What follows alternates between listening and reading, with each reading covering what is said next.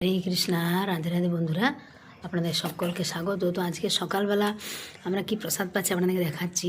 হ্যাঁ, এটা একটা অন্যরকম। বৃন্দাবনে তো অনেকে এটা করে, রুটি মানে বাজরার রুটি করে। তো আমরা আজকে এই বাজরা এটা খিচুড়ি বানিয়েছি, দেখাচ্ছি কেমন হয়েছে। এই দেখুন বন্ধুরা, এটা বাজরার খিচুড়ি।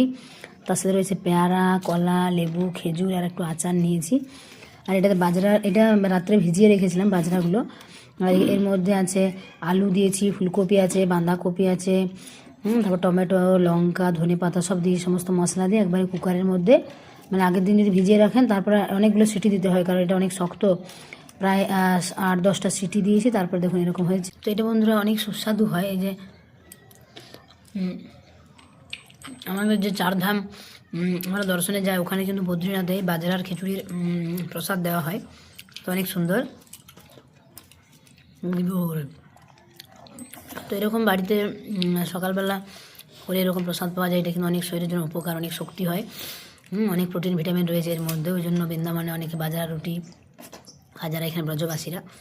আর প্রভু বললেন যে একদিন খিচুড়ি বানাও, তো সেজন্য আমি করেছি খিচুড়ি। এখন খিচুড়ি প্রসাদ পাচ্ছি। হরি বল।